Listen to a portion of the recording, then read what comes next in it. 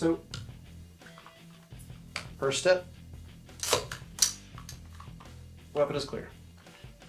So I have an AR mag vise that is too tight.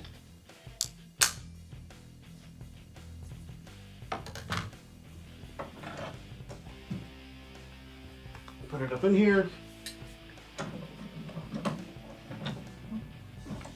And do not pull it off just as is because it's dumb and won't function properly. Trust me, I've made that mistake way too many times.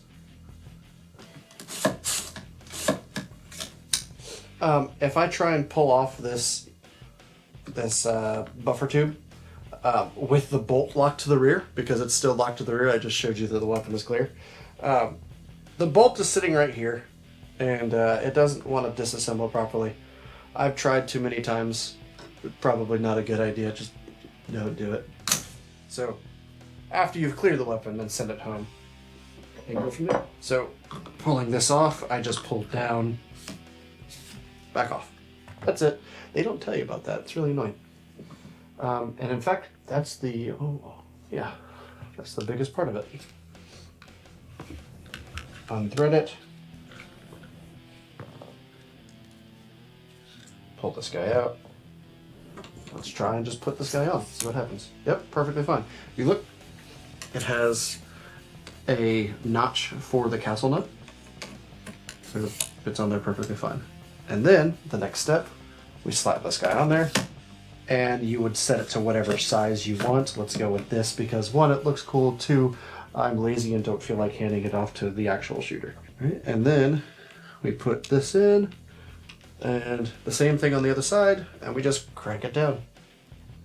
Maintain positive control. Doing gun stuff. Press this in to stop it from moving. It will continue to spin if you're not careful, so just push in and then tighten.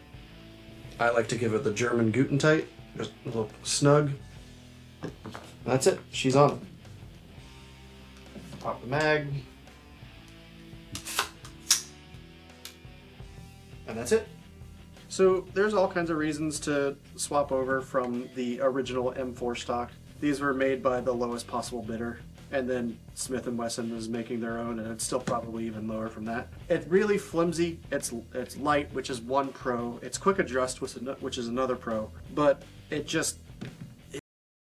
really put into words other than meh. Whereas the PRS, it's fucking solid, man.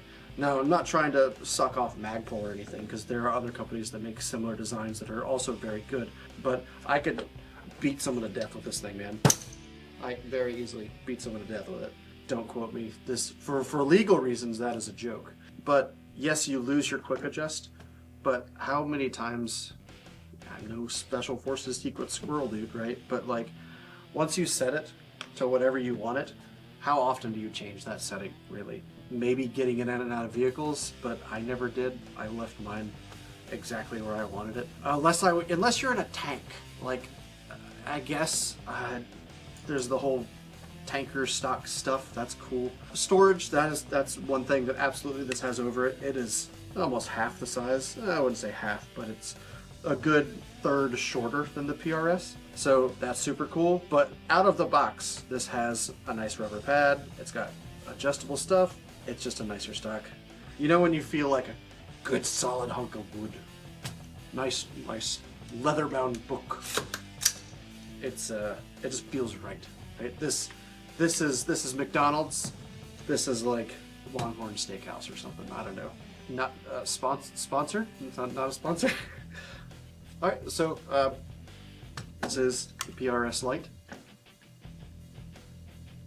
This is Racketback Armory. Thumbs up.